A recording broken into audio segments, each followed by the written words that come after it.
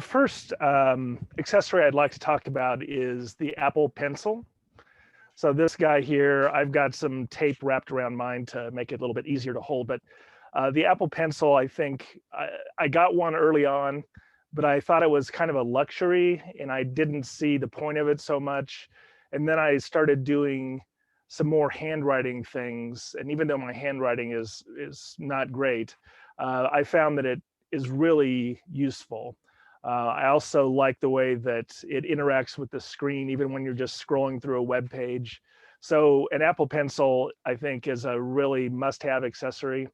Um, Now, what Apple Pencil you end up getting depends on the model of iPad you have.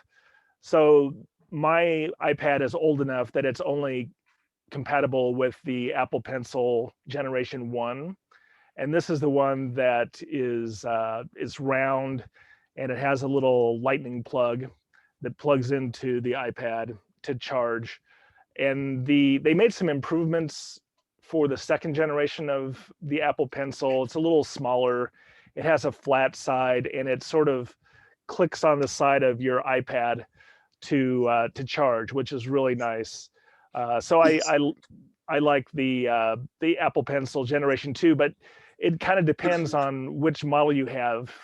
So there are certain, you can't really use an older one with a newer iPad Pro, for example. You just have to pick the right one. And in the notes I sent to you, it has Apple's compatibility guide, so you know which pencil to get. And if you get a pencil, you might want to consider getting a few accessories. And in particular, if you have an iPad that uses the older generation pencil, I like to have it nearby at all times. That was one of the reasons I didn't use it a lot at first, was I kept leaving it at home or putting it in a briefcase or something, and it wasn't near my iPad. But I've recently started using this little guy, which is an adhesive pen holder or pencil holder that just slides in like that on the back of my iPad, which keeps it close by. So it makes it really easy to find. So if you have an Apple Pencil Generation 2, you might have, I don't know if you might leave it on the side of your iPad, but I think that would jiggle off. So something like this could even apply to you. And these are pretty cheap, like 2 for $12. And a lot of people put them on the back of their case or on the front of their folding case or what have you. And either way is fine. But something like this, I think, is pretty useful.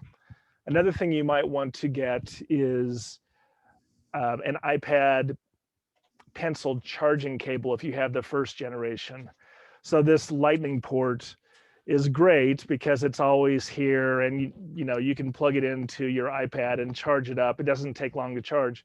But I always feel very vulnerable when I'm charging this, like something's going to break off. So I ended up buying this cable, which has a little lightning receptacle, and then that plugs in there to the pencil, and then I just plug this end into any USB charger, and it charges just as fast as on the iPad, but it seems a little more user-friendly and less likely to end in tragedy or something.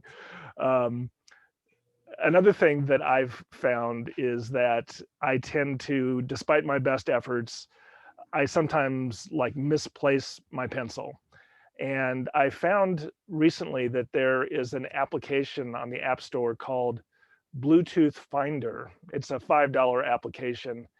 And you can, if you lose your iPad and you've looked under the cushions of your sofa or whatever, and it still isn't showing up, you can start this application up and tell it that you're looking for your pencil, or you could look for your Bluetooth headphones or whatever that's Bluetooth, and then you kind of hold your iPad up and it'll tell you when you're getting closer and when you're getting farther away from it. So that could save you some aggravation, the Bluetooth Finder app. And the final sort of Apple Pencil accessory I would recommend that you get is a screen protector that has a paper-like finish. And you know, the most famous example of this is actually called Paper-like. And you find this product sort of mentioned a lot on YouTube videos. And it's the problem with this is it's like $40 for one or two, when you know that seems like it's a lot. The benefit of something like this, though, is in addition to sort of reducing the glare that you might have on your iPad, it gives a texture to the writing surface. So it doesn't just slide on that really slick glass. It sort of grabs a little bit, and I really like that. So the ones that I've been using are on Amazon for, you know, $10, $12. I most recently got one for my iPad mini, but if you just search for iPad paper screen protector, you'll find what I'm talking about. I think the knockoffs are probably nearly as good as the original Paper-like. Another thing you might want to get is a portable keyboard. So I'm a little more efficient when I'm typing as opposed to handwriting. So if I'm trying to get a lot of text into the iPad, I want a portable keyboard to use. And one that I recently found is this new Lexi KM12 keyboard. So it's very slim, probably almost as slim as the iPad itself, and you know, it's a little bit even smaller than the iPad, and it opens up, and this sort of acts as a stand for your iPad, putting it at the right angle for typing. So this is really a surprisingly nice feeling device. It's about $26, really impressive for the money. But if you want something really nice, you need to look past the third-party options towards the Apple Magic Keyboard for iPad. And this is only compatible with a few iPad models, but like the iPad Pro and the iPad Air. But it has a really, really nice keyboard and a trackpad. So if you pair this with your iPad Pro or iPad Air, it's like a little laptop practically. So if you want the best typing experience, I think the Apple Magic Keyboard for iPad is a really good option. It's, you know, it's $300 or $350 depending on the size though. So it's quite a bit of a jump from this guy that's only $26. And finally, I would mention that a Bluetooth mouse is a really good idea if you're sitting with a portable keyboard and you want to kind of treat it like a laptop or a computer, is to have a little portable mouse that's Bluetooth. It'll connect, and they work really well. Apple has really improved the mouse support for their iPads in recent years. So the Logitech Pebble is one mouse that is frequently mentioned as a good option for iPads. The one that I use is a Logitech, but it's not the Pebble, it's an older model. So any questions about accessories before we move on to seeing the actual screen of my iPad and what I can do with it? Are these all things that we can find at the Apple Store or at Microsoft, or I'd say, you know, order them online? You could find some of these things like the paper-like screen protectors. They may be available at a store like Best Buy or Micro Center, but I think you get your best, like the most variety if you shop online. The Apple Store is going to have a fairly limited selection of third-party things, but if it's there, you know it's going to work pretty well, because they wouldn't put it on their shelves otherwise. But I would try Best Buy or Micro Center if you want to find something local. Thank you. Sure. Okay. So I'm going to switch. Can I also suggest one thing that I have found? I Yes. bought a cover for my iPad and maybe you're going to talk about that, but it's a vinyl cover, but it makes a great easel so that I can do Zoom meetings and photos and everything else. And it doesn't add that much thickness to it, but it protects the screen and it just makes it so much easier. What is that, an Apple product, or is that the third party? I think it's a third party, but it's just a big folder and it's vinyl, but inside it's got a nice soft surface, so you can adjust the angle of the how you put it. And I don't know if you can see this. Yeah. But then it folds up like that, so then it's still nice and thin. Yeah, that looks nice. It has a little cutout for your camera too, in case you need to do something with that. Yes. Yeah, that I'm not going to mention that, so I'm glad you did. Anybody else have any accessories they'd like to recommend? Okay, so can everybody see my camera, or the camera pointing down towards my iPad here? Okay, good. So let's talk about some of the gestures. Apple calls these gestures. They're basically movements that you make on the screen with your finger to sort of to make things happen. So let's start really at the beginning.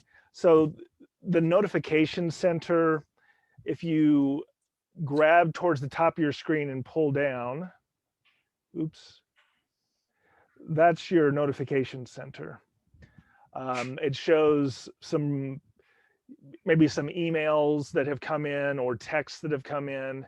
It'll pop them up there, and you can either click on them to take action, or you can just roll it back up. So that's the notification center. If you grab towards the top of the right of the screen and pull down, that is the control center. So this is where you can do things like change the screen brightness, change your volume, put on do not disturb. All those kind of things are found there. The next thing that you might want to do is, and if you haven't found this already, this will be useful, is the search functionality. Apple's sort of moved this around over the years. The current way of getting to the search functionality is to just grab anywhere in the middle of the screen with your finger and pull down. Oops. And that brings up the search box. Oftentimes I find myself, instead of trying to remember what screen of my home page a certain app is on, I'll just start typing the name of it in the search box and it pops up. It's an easy way to launch apps that you might otherwise have to hunt for. The next thing that I would mention is the widgets. So widgets are relatively new to the Apple world.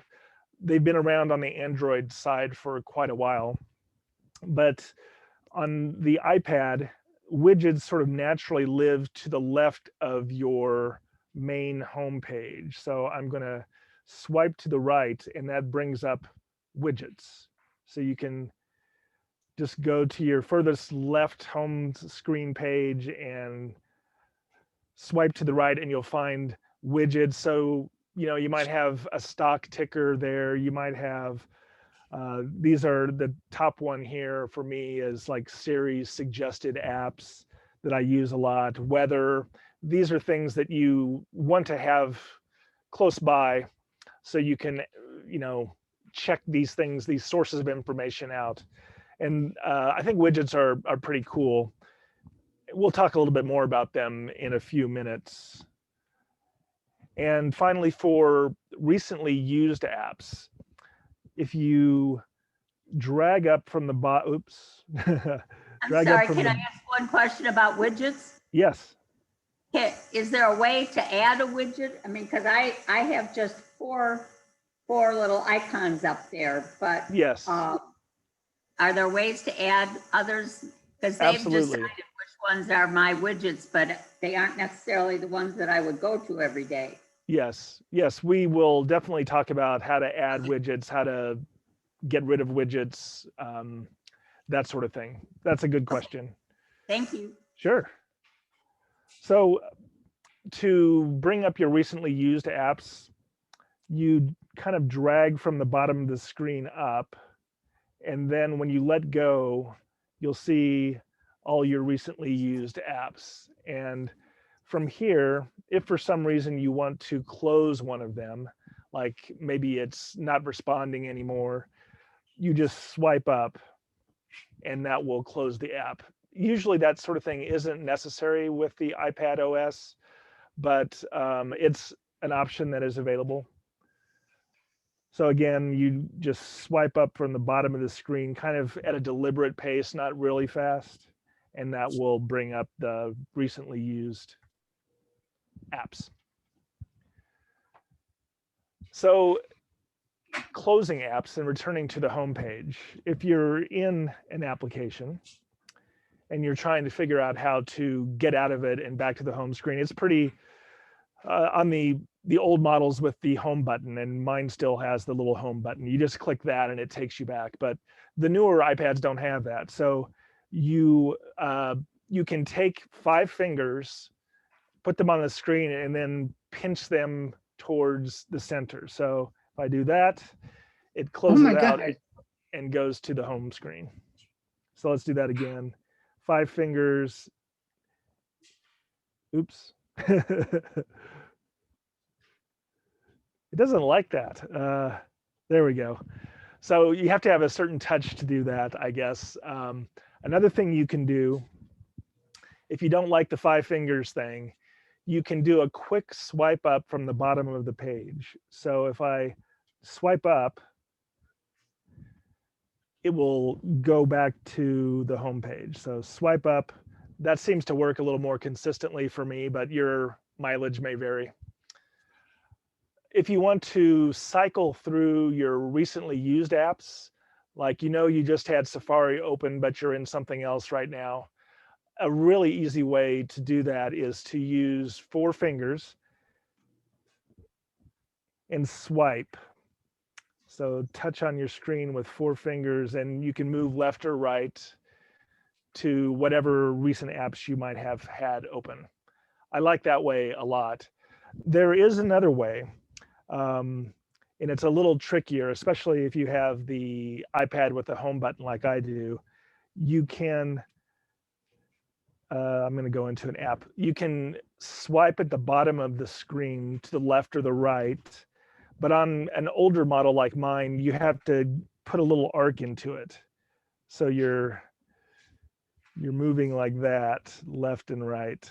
I think the 4 fingers works easier and better for me, but this will work too. And if you have a newer model, I think there's a little bar at the bottom of your screen that you'll kind of put your finger on and just with 1 finger drag left or right, and that should work.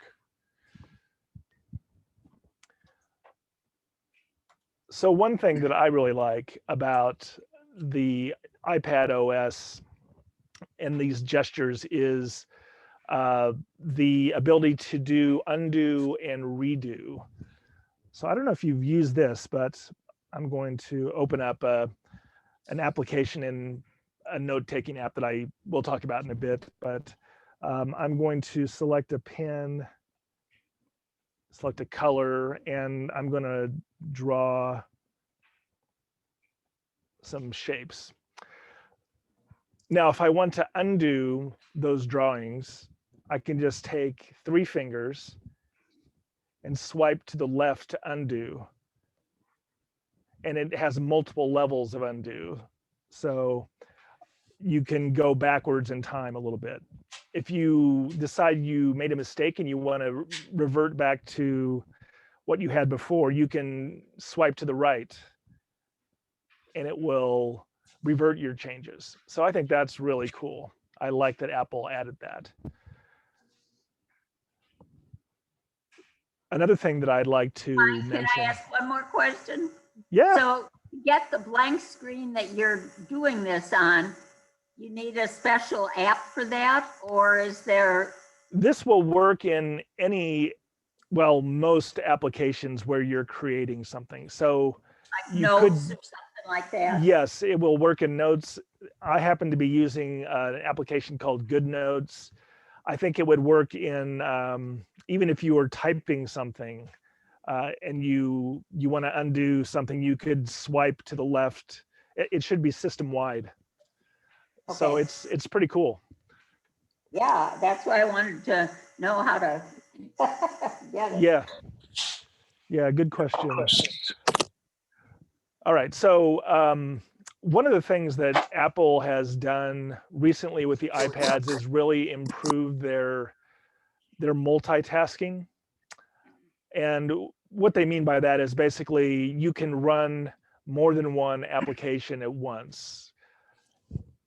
So in order to do that, you have to be able to access your dock. So to bring your dock up when you're in the middle of an application, like I am here in this note-taking app, you just grab at the bottom of the screen with a single finger and pull up slightly. And you see that the dock has come up, but I didn't have to go all the way back to the home screen to see it. And if you want to remove the dock, you just swipe down kind of slowly and it'll go away. So again, I'll bring it back up. And from here, you can enter their sort of multitasking mode. So you make sure your main application is running in the foreground. That's the first step. And then you reveal your dock by swiping up slightly. And this was something I had a hard time getting a hang of. So I think you'll have to practice a little bit, but they have two different modes of multitasking. There's what they call the split view mode, and they have something called a slide over mode. So split view simply runs two applications just side by side. So one is on the left-hand side and one is on the right-hand side. Slide over is kind of like something, an application you pop up in a little narrow column, and you can slide that to the left or the right of your screen, and maybe you're taking some notes on one of the sides and you have this slide over app as a reference. I don't find myself using slide over, but I'll show you kind of the difference in how you get to them here. So I've got my Good Notes application running. I just opened up my dock by sliding up slightly from the bottom. And then I have to pick an application that's on my dock that I want to use as that secondary application. So in this case, I'm going to grab Safari and kind of hold it and drag it to the right side of the screen. And then I let it go, and it takes over half of the page, basically. So I'm going to do that again so you see what I did. So slide up from the bottom, grab your app you want to open secondarily, and then move it all the way to the side. You could move it over to the left side if you wanted to. So now I have an article that I could take notes on the right-hand side, but I'm referencing it on the left. But what if you want the notes side to be a little bit wider? You can click in the middle of the page with your finger, and then there's a little handle between the two sides of the apps, and you can resize it using that little handle by clicking on it and dragging it. And if you want to completely get out of this mode, you just want a single app, you grab that handle and you send it all the way off the side of the page. Does that make sense? Now the slide over mode is a little more complicated, I think. So you'll slide up just like you did before, and you grab the app, and then instead of moving it all the way to the side, you just kind of let go somewhere in the middle of the page. And then that is movable from the left-hand side to the right-hand side. And as you're scrolling, you can see that it's still there.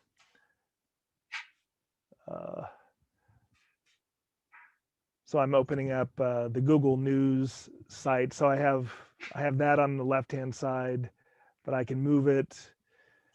So there may be cases when you want to use that slide over mode.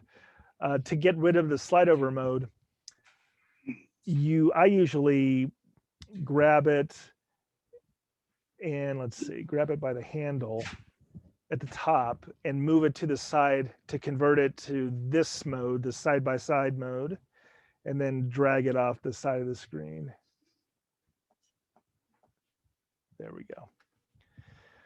So that may be more trouble than it's worth, but it is another multitasking mode.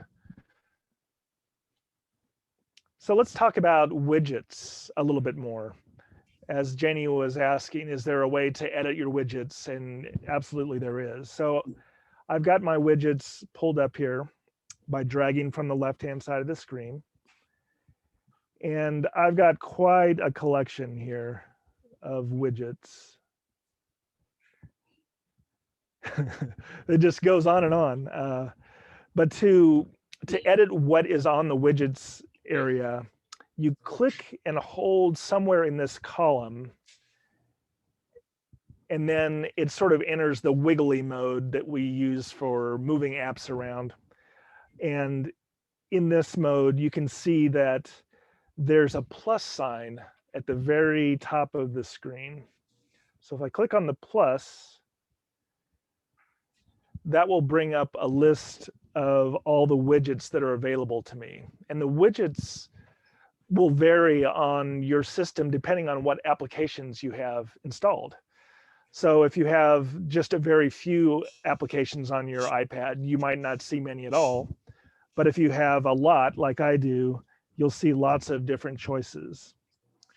So if I click on one of these, like, let's do news. This will give me some different options. So there's like the single wide view, the double wide view, then the double wide plus tall view. So you can find a lot of different options. So I just select this, add widget, and it throws it in at the bottom of my list of widgets. So that's how you add one. If you want to subtract one, you can see there's the little minus sign in the corner of a lot of these, and you can just click the minus and it'll go away. Can you do that one more time, please? Yes. So I'm here in my widget view. I click and hold in a blank space, and then that enters that wiggly mode, the kind of edit mode. And this is where you can decide to remove or add your widgets. And you remove them by the minus sign, or if you want to add some, you click the plus sign in the upper left-hand corner of that column. Does that make sense? Well, when I touch the screen, it doesn't go to the wiggle mode. And I think that's my fingerprints, because I've had trouble with that other times. Is there any other way to do it? That is the only way, I think. You know, like when you go security to get into your safe deposit and stuff like that, my fingerprints don't show up. Well, this shouldn't, you shouldn't have to use a fingerprint. Basically, once you've unlocked your iPad with whatever means works, your screen is available to hopefully click and hold. Now, you can even, if you click on a widget that you have and hold on that, there is an edit home screen option that shows up, and that will also enter you into the wiggle mode, but you do have to click and hold somewhere in that widget column. Maybe that'll work for you. Well, I'll try again. I'm having trouble with that. Okay. Well, If you come into the library sometime, bring your iPad, I'll show you. Okay, thanks, Mike. Sure. So another thing you can do besides adding and removing is change the order in which they appear. So if I grab on my weather widget and I'm clicking on, and kind of hold on it for a second, and then I can move it up or down. So it gets a little bit bigger when I click on it, and then I can drag it around. Now I want to mention just one more thing. Widgets, Apple has like a couple of generations of widgets. They have the new fancy ones that are at the top of your widget column that have the little minus sign next to them that you can delete them. But they also had widgets before this. And a lot of developers haven't changed from the old widget format to the new widget format. So if you scroll all the way to the bottom of your widget list, let's see, I'm going to get into my wiggly mode here. And I scroll down to the bottom. I have a whole bunch of widgets here that don't have a plus or minus sign. Those are the old style widgets. They're still handy, and a lot of applications haven't updated them yet. But if you want to add or remove those, you have to go all the way to the bottom of the screen and click on Customize. And it has a whole different interface, as you can see. You have to click the minus next to the red minus next to it here to remove them, or the green plus here to add them. So I would imagine that most of these would eventually be updated to the new format, but this is where they are for the moment. So of the ones you have installed, they'll have the minus next to them, and you can reorder them by grabbing onto the little 3 lines to the right, and that will let you move them up and down. I am going to mention just a couple of widgets that you might want to get that aren't necessarily on your iPad to start. So one that I like is called Calzy, Calzy. And again, this will be in the notes that I send out tomorrow. But Calzy is a on-screen calculator that lives as a widget. So there's the normal Calzy app, which gives you a full screen iPad calculator. But I like the fact that that I have this widget here, if you can see it, that's always open. So I can just go to Calzy and make my little calculations, and it will allow you to copy the results of that to your clipboard. So I can hit that little copy, and that number is copied to my clipboard where I can paste it into another application. So Calzy I like. I also have this one called Usage. For those of you who are kind of into the technology side of your iPad, you might care about seeing your battery percentage or how much storage is being used or that sort of thing. So this battery and this storage here are both usage apps. And that one, Calzy is a $3 app, and Usage is $3 if you want the full featured thing. So those are just a couple of widgets that I like. I want to talk a little bit about some Apple Pencil specific tips. So one thing that I didn't know about this until recently is that if you're on your lock screen and you want to start a new note, you can just tap on the lock screen and it'll open up a blank note for you. Oh, that's not the lock. That's not what I wanted. There we go. I was going to take a picture. So I can take a note. And you might think that this is sort of a like a security risk if someone can just get your pencil and open up your iPad and start accessing it without unlocking it officially. That's not the case. If I click on all notes, it is asking me to enter my Touch ID for notes. So you're not opening up a hole by using that. So I like that. That's pretty cool. I think one of my favorite things though is if you're, let's say you're on a website and you want to take a screen capture of the website, you can take your pencil and drag from the corner, the bottom corner of the screen up towards the center, and that will instigate a screen capture. So I'm going to do that. And now it's taking a screenshot. So I can do things like mark it up now with my highlighter, or draw an arrow, and then I can send it on to a friend or something.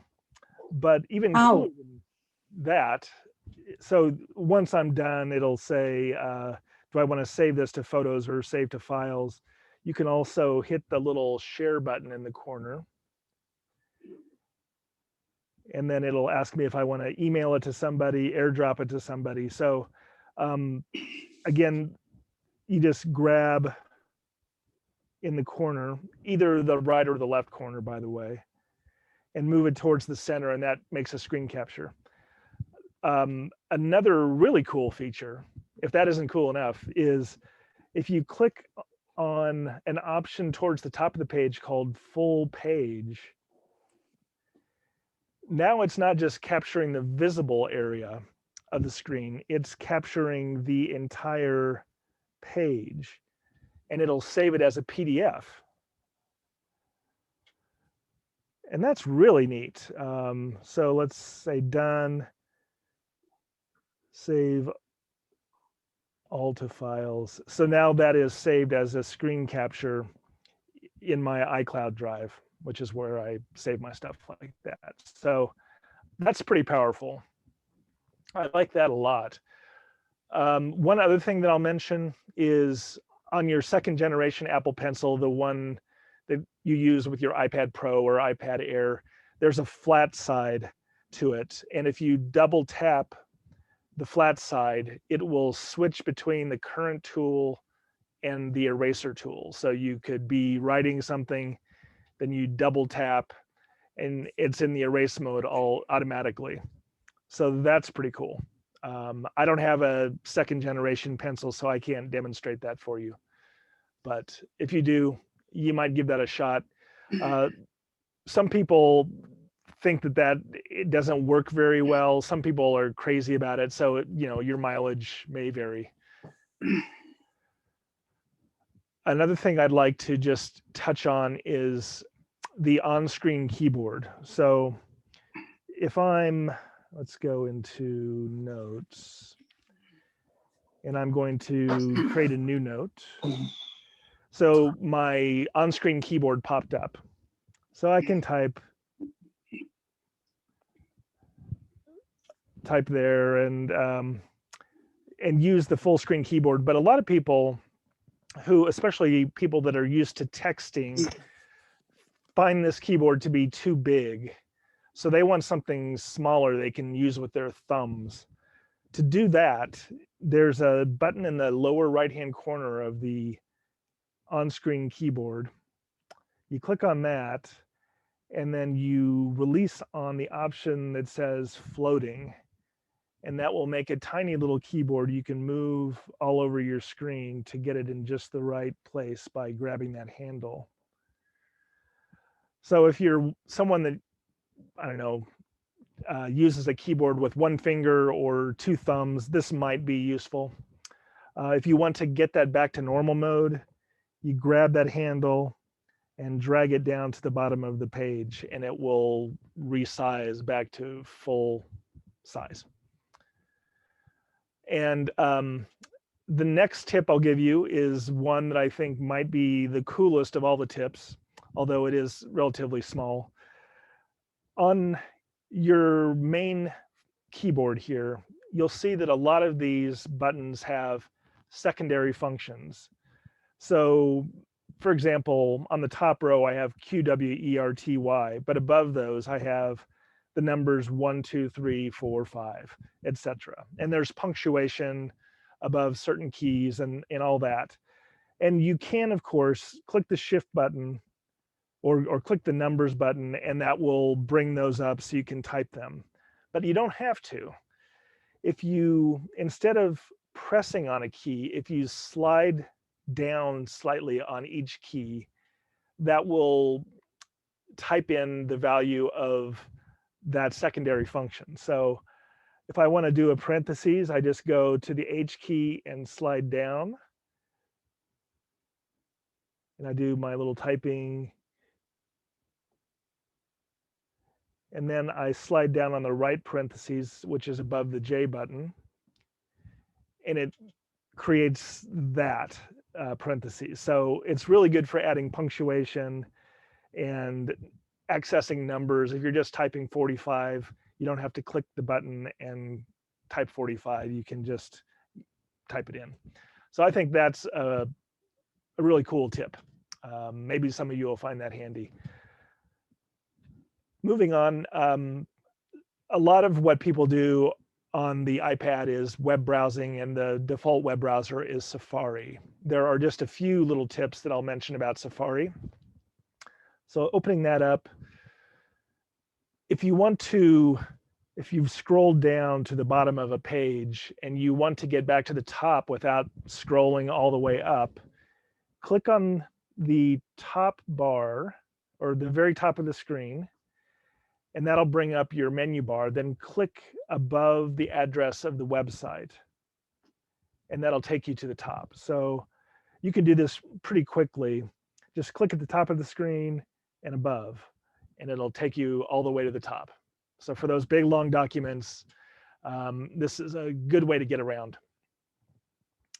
Also, if you want to quickly close all the tabs that you have open, I've got 3 open here.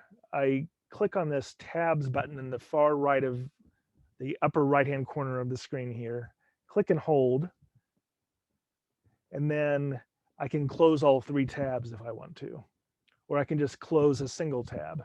It's an easy way to sort of manage that. If you find that you've accidentally closed a tab, you can go to the plus button that's right next to that button we were clicking on. Click and hold on plus, and that'll show you a list of all the recently visited websites you've closed. So I've got a whole ton, and I can go back to any one of those and access that. So that can be handy, I think. And finally, this is a little less of a tip, but if you click on any of these tabs that are open and hold,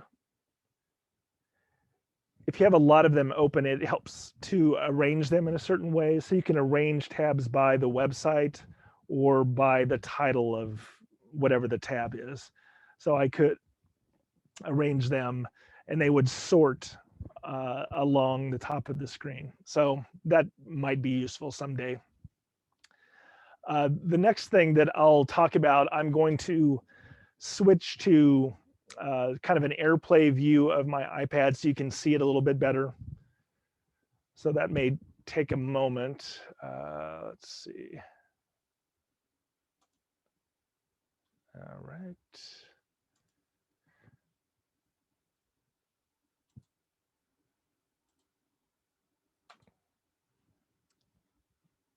Okay. I'm almost there.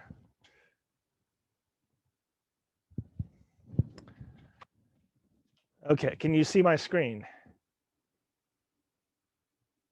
Can you see my iPad screen?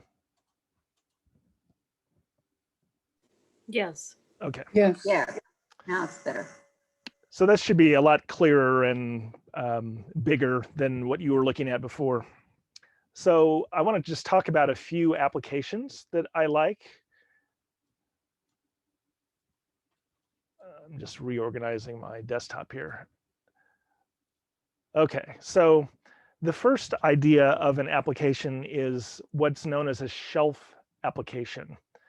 And this you can think of as like a place where you store things either for the very short term or like the medium term.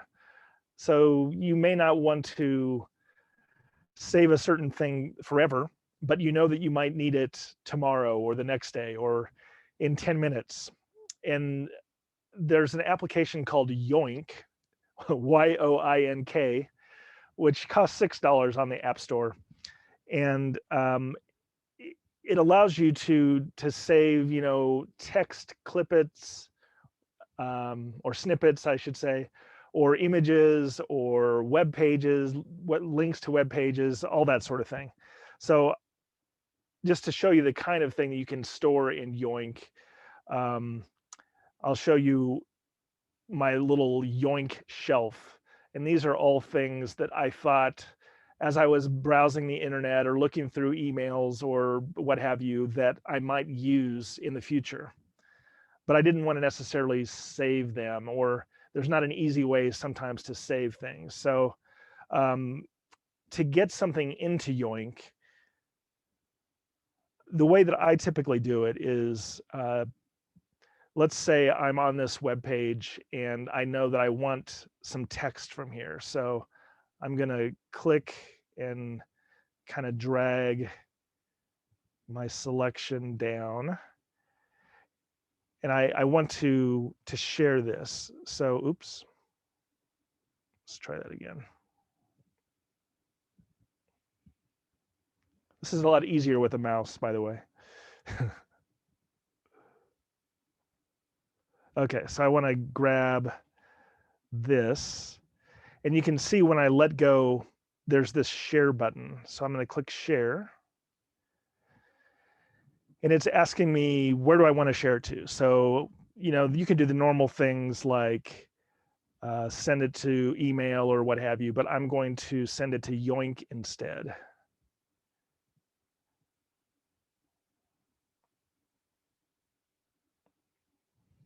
So if I go into Yoink, now you'll see if I click on this, that it's grabbed the text that I wanted to save. And now I can take action on this. I can copy this and paste it into a Word document or an email or what have you.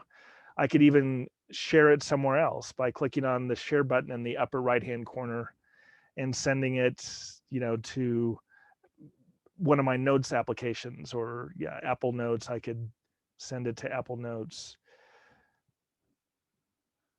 So Yoink, once you get used to the idea of you're browsing along and you want something on that page, but you don't know how to store it, Yoink is a good way to do that. And the cool thing about Yoink is that if you have an iPhone and you have Yoink installed on your iPhone, as soon as you save something on your iPad, it'll show up on your iPhone. So it's like this massive kind of clipboard of stuff that synchronizes across all your iOS devices or iPads or that sort of thing. So it's pretty cool. And since Yoink is $6, as I mentioned, there's a free utility called Gladys that is similar, although I think it's a little more rough around the edges. So if I do the same sort of thing as I did before, but I send it to Gladys, hit share. And there's instead of being in the kind of the top icon view, it's lower down here. So keep in Gladys is the way that you access it here. Hit keep in Gladys. And then I open Gladys up. Oops, where's Gladys? There's Gladys. You'll see that the text is there. Now, why would I have two applications that are very similar on my iPad? Well, I like the interface of Yoink better, but Gladys has a secret feature, and that is that if you have a Macintosh, it will sync with Gladys on your Macintosh. So you can grab some text on your iPad and it'll just be on your Gladys on your Mac. So very powerful. Okay, so moving on from the shelf apps to something that a lot of us do every week or every day is to look at the news. And there are 3 applications I'll just touch on here. Of course, there's the Apple News app, which is very nice. I have on the left some of the topics that I'm interested in, and on the right are the stories that are in those topics. So if I click on, if I'm scrolling down here, electric bicycles, it will look through all of the news articles on electric bikes and pull up a list of them. And I can click into any one of them and read the article. Or if you just want the general news, you can see that as well. So Apple News, very nice application. The only thing I don't like about it is some of the news that they promote is kind of dependent on their Apple News Plus subscription service. It's kind of mixed in. So you might get all excited about a headline that you want to read about, and you click in and it says, oh, sorry, this is subscription only. So that's why I don't rely, exclusively on Apple News. I like to mix it up a little bit. And one of the main ways I do that is with Google News.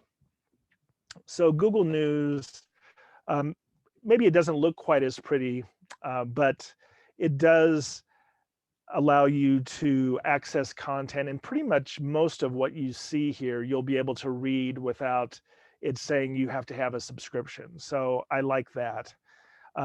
You can click on, if you see at the very bottom, there's For You, headlines, following, and newsstand. So if you click on headlines, you can change it to US headlines, technology headlines, entertainment headlines.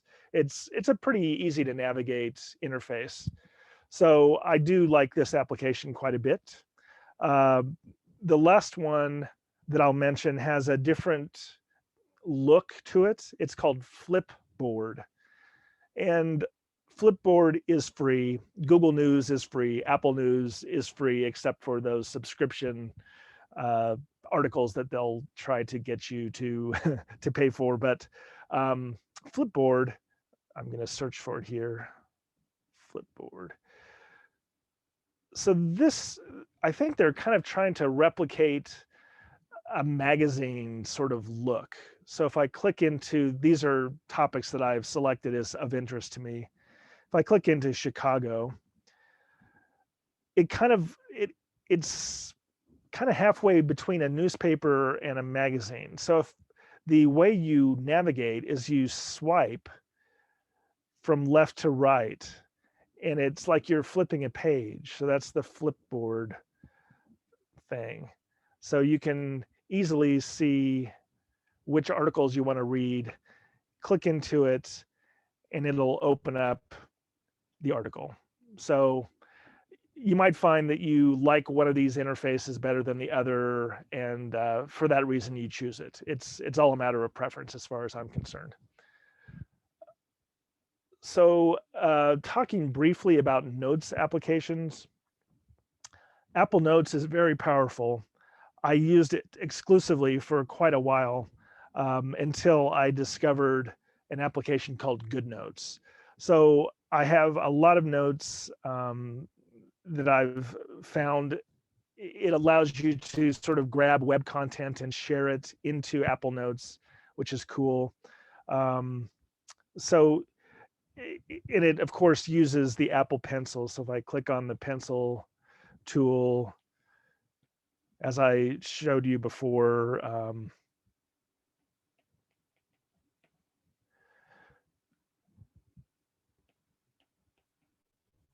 it uses the Apple Pencil quite well. It has a feature even where you can click on this on the leftmost pen or pencil, and it has an A on it. And that means it will convert what you write into text.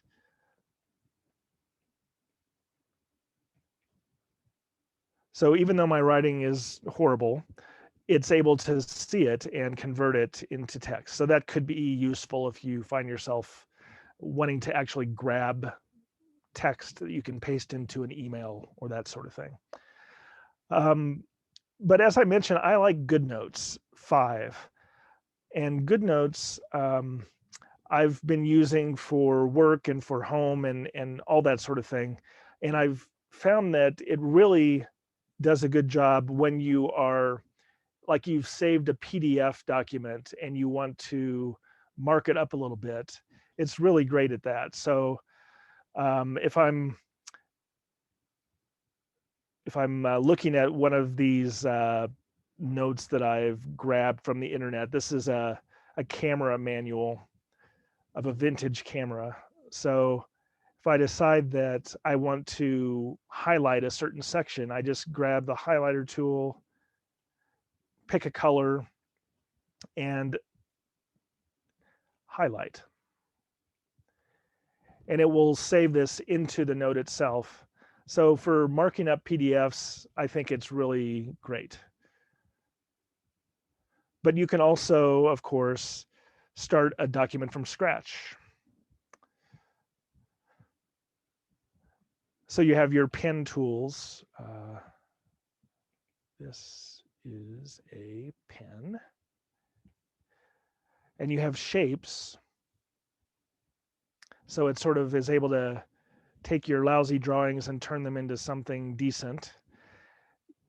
You can use this little, there's a lasso tool. So if I grab the lasso tool and I draw around my triangle, and then I click and hold, I can do things like change the color of the triangle, or like I'm getting a little pop-up menu that may not be appearing on your screen. There's one that says resize. So if I click resize, I can make my triangle bigger or smaller, and you can see that the quality is maintained even if I go bigger or smaller.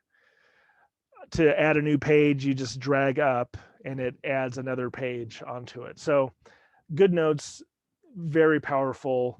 It has sort of hierarchical folder organization. So if you're an organized person by nature, you'll like the way that you can sort of file things in the correct folder.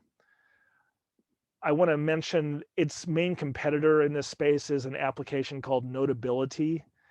And I haven't used Notability much. I own it.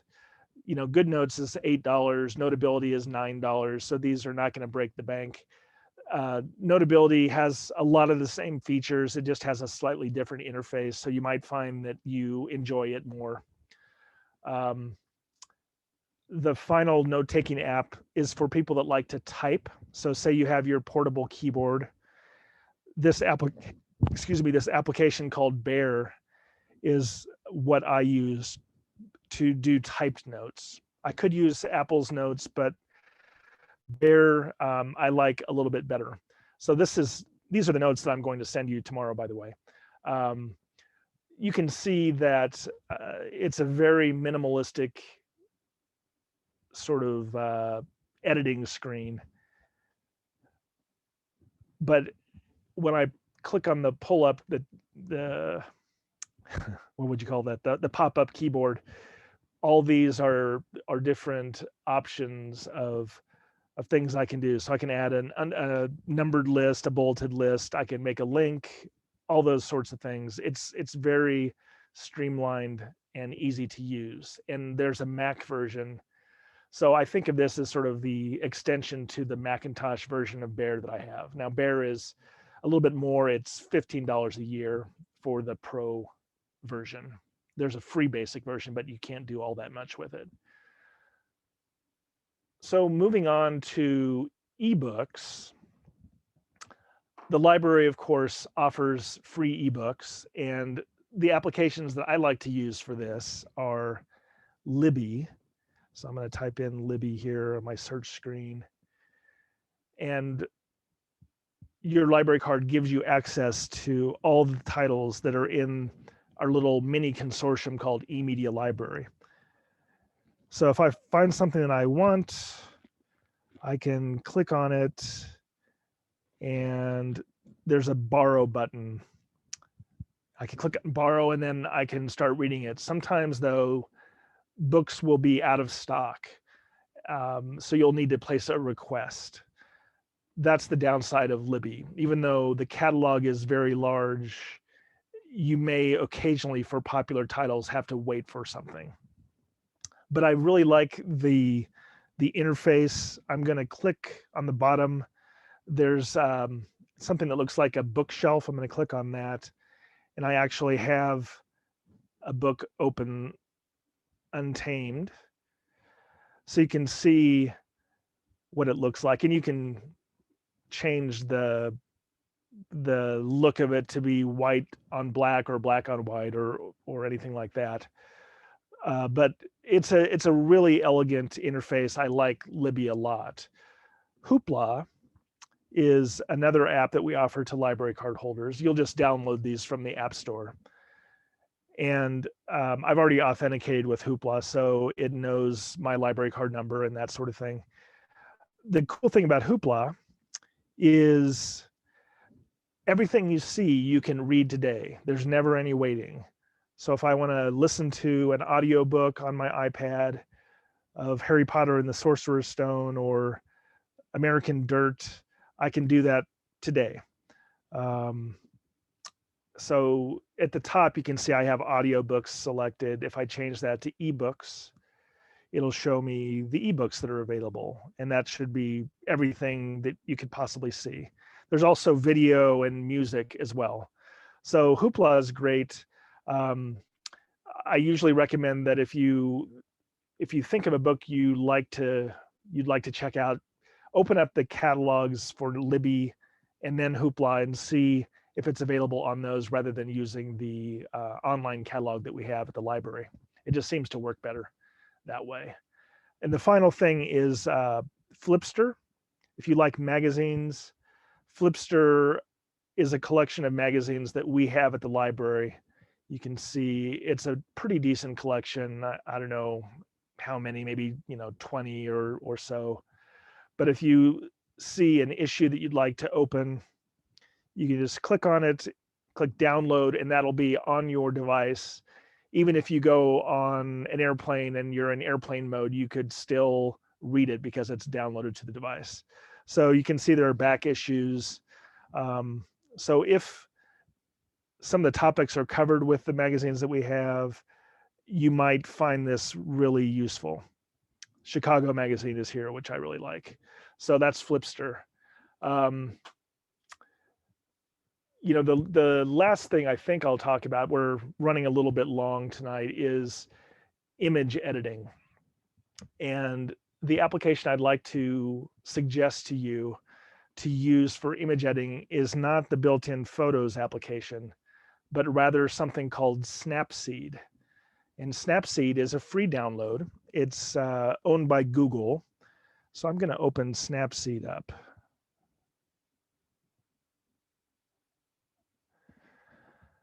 All right, so now I have a document already open, but I'm going to click on the open in the upper left-hand corner and open from device.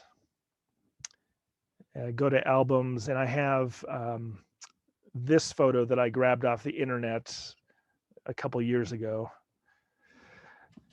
And it seems to me that this photo could use a little help. It doesn't look quite right, does it? So there are filters that you could use, of course.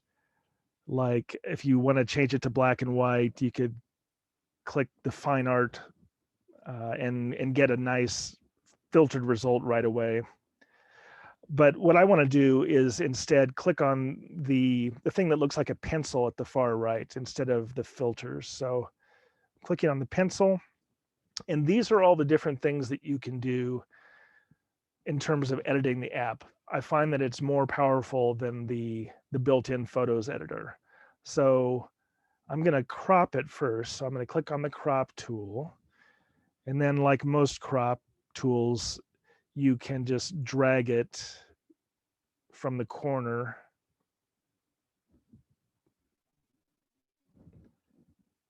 to get the crop that you want. and click the checkbox.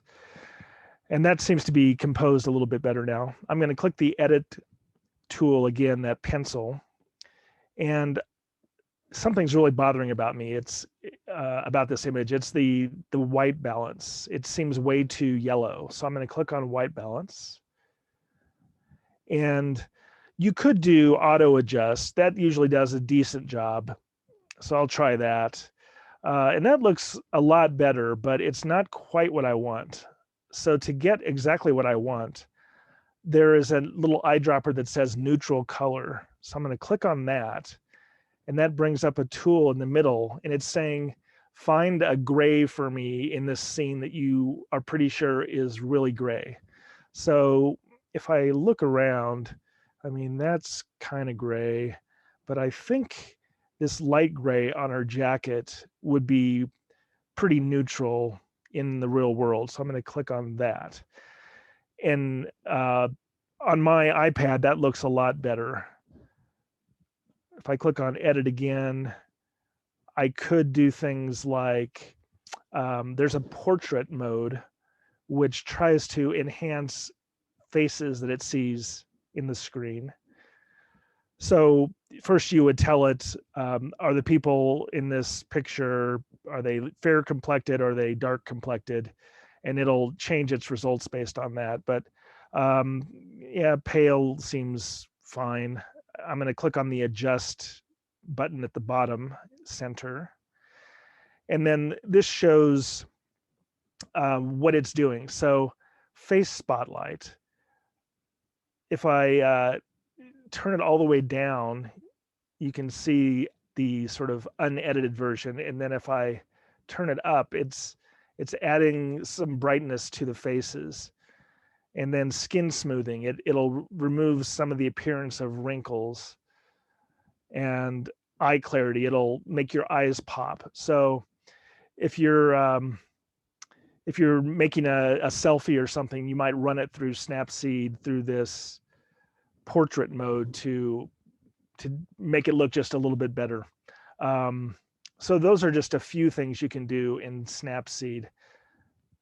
I'm going to close this now. And there's one more application for photo editing that I'll talk about called Touch Retouch. Oops, maybe they just call it Retouch. Okay, so I'm going to go into albums again. Let's see.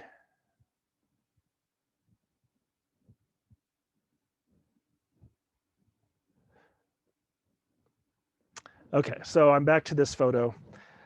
This is great for removing unwanted objects.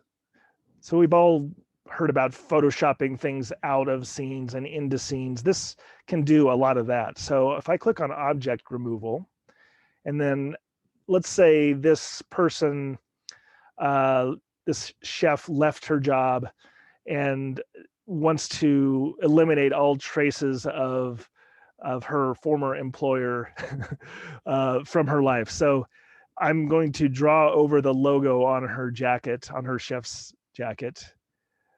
And you can see it's sort of highlighting that. And then when I hit go, it just erases it. So you can do this for all sorts of things. Let's go back.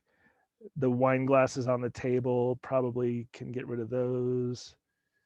So it's quite powerful and easy to use. So Touch Retouch, this particular application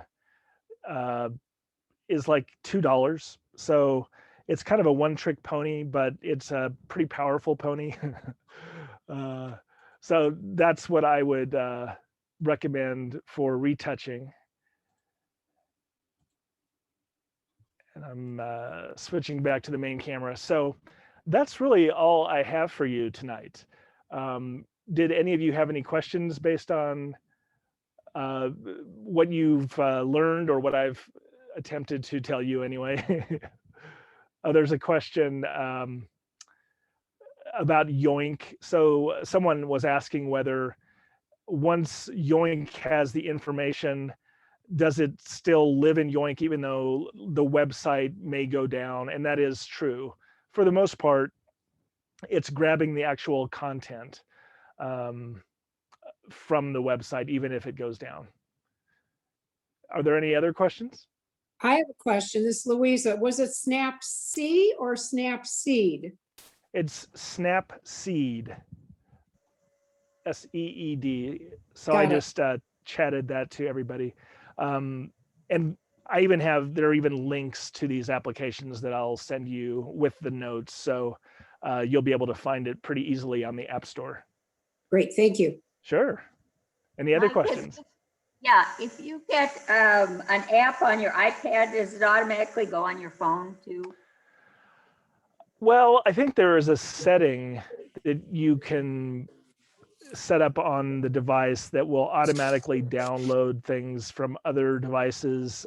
But I think you would have to go in and change it to say, yes, you wanted to do that. I don't think it's on by default, but it Okay. is possible. Okay. Thanks. Yeah. And Any Mike, other? this is Nancy. I've got a question. I have an old iPad, and then we've got the new one with the Magic Keyboard. And for if anyone's thinking about getting that, it is really, really great. In fact, when we were trying to decide between a laptop and the iPad with the Magic screen, we ended up with the iPad with the Magic screen, which actually costs just about as much, maybe even a little more than the laptop. But you know, it gave us flexibility with wireless and a bunch of other things. But for the old iPad, I forgot my password. So I can't even open my iPad. Do you know, or do I just need to go to Apple and ask them to help me? Yeah, that's the sort of thing that, I mean, there may be a way to do that, but I don't think it's really that easy. I think they'll probably have to,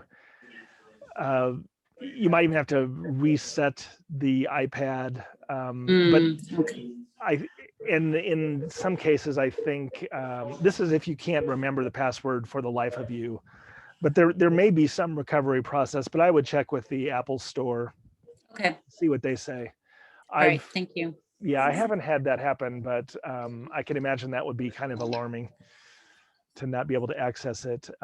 And there's, you know, you have your Find My iPhone or Find My iPad on your Apple device. I think whether you have that turned on or not may make it easier or harder to completely reset it, you know, to factory settings. So if you have Find My iPad set up, it may be, they may say, well, we have to go through these extra steps in order to get this into a usable condition. So hopefully you can get this figured out without much pain, because Yeah. I know that could be daunting. Yeah. Okay. Thank you. Sure. I have a question, Mike. Yeah. Whenever I go to type a text message or something like that, I get this little itty bitty keyboard over on the left side. How did you get the big keyboard at the bottom? Sure. So I'll pull up an application here that I can type into. Okay, so on my screen, I've got the big keyboard up. So I'm going to change it to the little one, and I'll walk you through how to change it back.